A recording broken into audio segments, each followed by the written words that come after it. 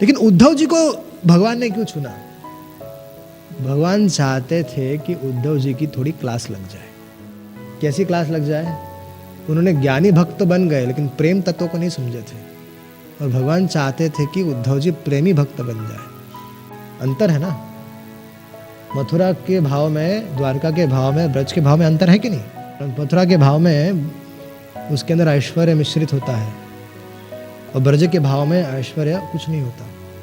उदाहरणतः भगवान की दो माताएं हैं, देवकी और यशोदा, हाँ, लेकिन वसुदेव देवकी का भगवान में दो भाव थे, भगवत बुद्धि भी थी और पुत्र बुद्धि भी थी।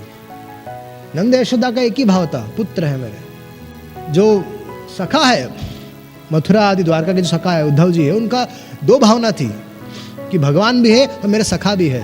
लेकिन ब्रज के सखाओं का क्या है? केवल मेरे सखा है। समझ में आ रहा अंतर है ना, दोनों में अंतर है। तो उद्धव जी को चूज किया गया कि अरे उद्धव जी बहुत बड़े हैं, उद्धव जी को बहुत सारे संदेश दिए, ये संदेश इसको देना, ये संदेश उसको देना, ये संदेश उसको देना। तो उद्धव जी भी अपने विचार करने लगे, अरे हम तो बड़े ज्ञानी भक्त हैं, हम तो इतना ज्ञान पीएचडी है, हाँ? इस विषय में तो हमारा पीएचडी हो गया, उसमें कन्विंस करें, गाँव वालों को कन्विंस करने कौन सी बड़ी बात है? गाँव वाले तो है, शहर के लोग थोड़ी है। अगर आपको बोला जा रहा है बड़े बड़े बड़े से बड़े यूनिवर्सिटी में जाके प्रवचन करना है और आपको गाँव में प्रवचन करना है, तो आप क्या बोलेंगे? अरे गाँव में प्रवचन करना है तो क्या आसानी तो है, क्या है, क्या दिक्कत है? लेकिन हाँ, कॉलेज में जाना है तो आप एकदम, गांव में जाने के लिए बोलेंगे तो आप इको गाड़ी ले साइकिल में भी चले जाएंगे। लेकिन अगर किसी यूनिवर्सिटी में जाना है तो टिप टॉप एकदम सेंट बिंड मार के एकदम रेडी होके जाएंगे लोग। गांव वालों को क्या है? तो उद्धव जी सोच रहे थे, अरे स्वर्ग की इत्यादि सब स्वर्ग से पढ़कर आया हूं मैं, गांव वालों को कन्विंस करना कौन सी बड़ी बात है, क्या है? भगवान इतना परेशान होते बिना मतलब के। तो भगवान भी चाहते थे, जा बेटा जा, ब्रज का जो क्राइंग स्कूल है ना, वहाँ जा, सारा तेरा अखंड सारा ज्ञान का घमंड निकल जाएगा। ये भगवान कहे हैं, मैं नहीं कहता हूँ, मैं जो भी कह रहा हूँ भगवान की वाणी है। एक बार अर्जुन, जो भगवान ने अर्जुन को भगवत गीता सुनाई थी ना, तो अर्जुन को भी ऐसी हो गया था कि अरे हम तो स्पेशल है एकदम, हम हैं स्पेशल है एकदम। क्यों? अरे भगवान ने डायरेक्ट गीता सुनाई, डायरेक्ट भगवान ने, वो भी डायरेक्ट। तो भगवान को तो अहंकार पसंद नहीं, तो भगवान स्वयं अपने भक्तों का अहंकार भगवान स्वयं नष्ट करते हैं। तो भगवान अर्जुन जा रहे थे, तो एक जैकल को क्या बोलते हैं हिंदी में?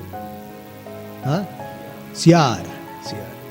तो एक सियार था, वो सियार एक मुर्दे को, मुर्दा पड़ा हुआ था और मुर्दे को सूंघ रहा था,